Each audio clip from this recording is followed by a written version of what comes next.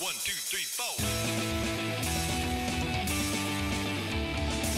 got thoughts running through my head. I got thoughts, can't you see? I got thoughts, books I read. I got thoughts, won't you listen to me?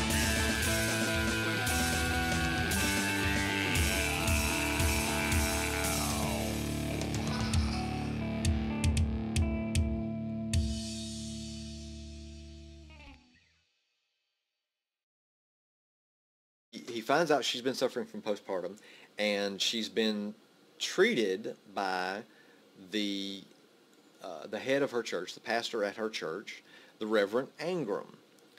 And Reverend Angram, of course, is one of these religious types who does not believe in fouling the temple of the body with drugs and the evils of the day. So he's very much a fire and brimstone evangelical preacher.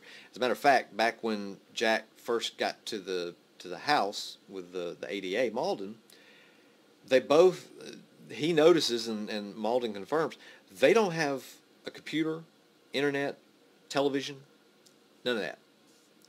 Not part of their lives. And it's because of the religion. The church that they belong to does not believe you should be polluted by the evils of modern society, the modern individualistic, hedonistic, secular lifestyle. So no TV, no internet, and clearly no drugs for postpartum as a part of that.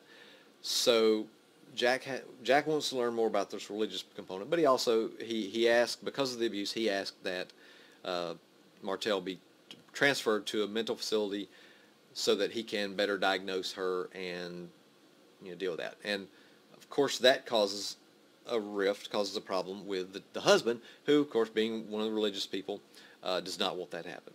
So in the fourth chapter, I believe it's the fourth chapter, I'll check it and see, they go to court, go to court to try to get her transferred, and the judge agrees. So at court he meets Todd Martell, the husband, and wants to interview him, ask about his wife.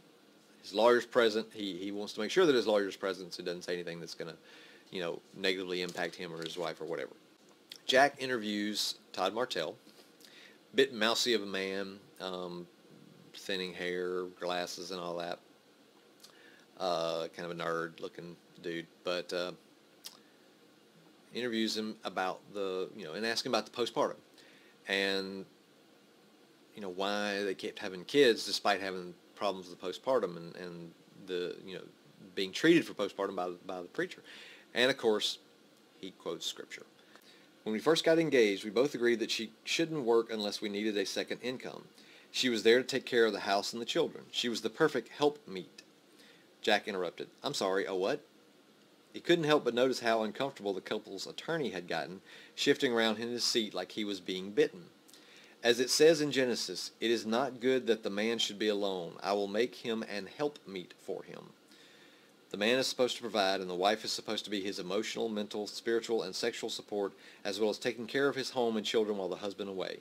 Allison was perfect those first few years, but then Arthur came, and it seemed like she stopped caring. She stopped cleaning the house. I'd come home and she'd be on the couch or in the bed, curled up in a little ball. So that phrase, helpmeet. And if you've not grown up or not been around a lot of evangelical Christians, especially in the South, that's an actual phrase, helpmeet. You can look it up online. I actually looked it up online, even though I had heard the phrase before. I'm going to tell you right now, and let's just start talking about religion.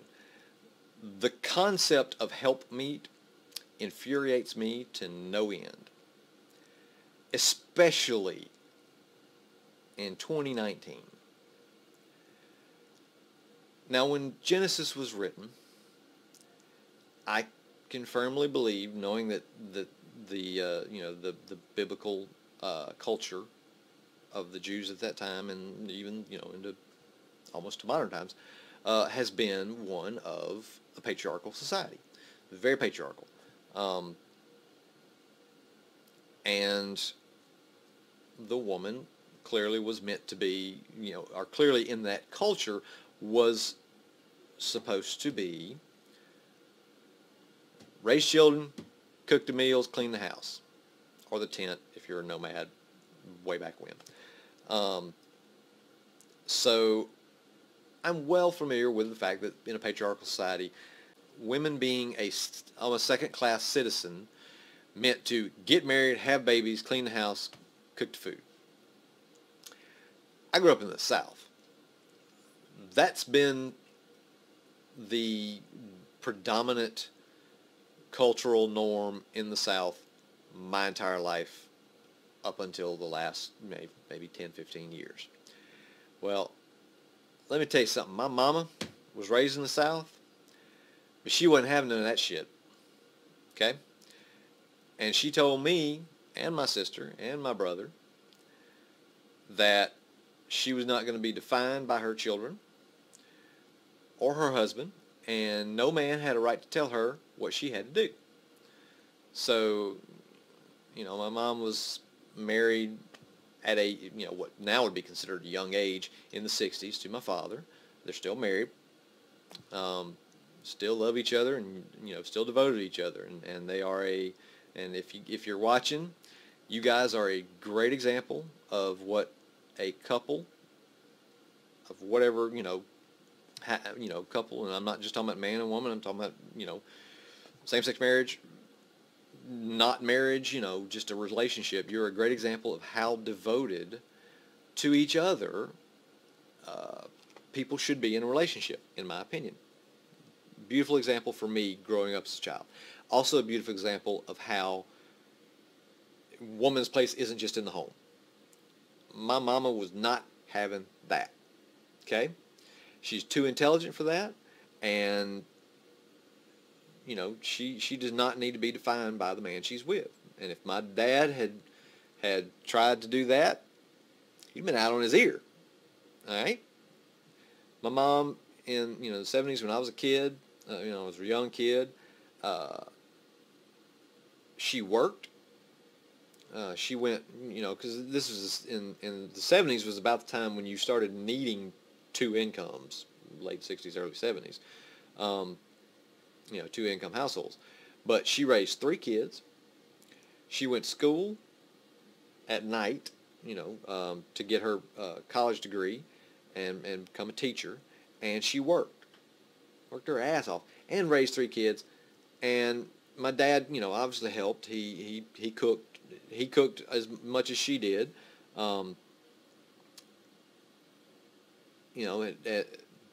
for the most part, still 70s, she was still the main person dealing with the children at the time. So, I got to give mad props to my mom for, managing to do all that and still keep a marriage together, still, raise 3, I think 3 pretty good kids. We're all still in, all 3 of us are still in the only marriages we've had. My brother and sister have kids who are also who've grown up and graduating high school and college and are getting married now, and they're all great kids. If you guys are watching, love you. But she wasn't no helpmeet. She was not some servant that had to follow along and do this and that for the man, and the man made all the decisions and all that. That she wasn't having that, and I'm glad she taught me that way. I'm thankful that she taught me that way. So when I see people talk about, and use religious justifications for the subservience of women to their husbands, it just infuriates me to no end. Especially when, I know those women are intelligent and capable and capable of being on their own, and don't need a man to make them who they are. So I wanted to write about that particular phrase specifically, and put these characters in that specific context of a very patriarchal religious framework in which the woman is the woman and her desires and her needs are secondary to the man's and defined through the man's. And that's what this relationship, Alison Martell and Todd Martell, was. It was very much a subservient relationship. I mean, and a couple of times through the book, Jack speaks up and is like, she's having this horrible bouts of postpartum to the point where she's breaking down in church and screaming like someone at a funeral. And to this point, she apparently, it could have been affecting her so bad she started hallucinating that her children were demons. So none of you men, i.e. her husband, or in this also Reverend Angram's case, thought to say, hey, she shouldn't be having children, or should just, cool off for a little bit and maybe wait a couple of years before having no children. Maybe let's get this postpartum sorted out. Nope. Keep popping out the babies and cleaning the house. And that is, unfortunately, I think a danger of that mentality is that the woman doesn't get a choice. What choice she has to go through her husband, because she's the helpmeet. She's the servant to her husband. And I'm not even going to get into debates about abortion or right to choose or any of that kind of things, although I'm pretty sure if you're watching this, you know where I stand on that too. But it's a real quick step from controlling a woman's body to controlling a woman's mind, or trying to, exerting your will over a woman so that she has no agency of her own.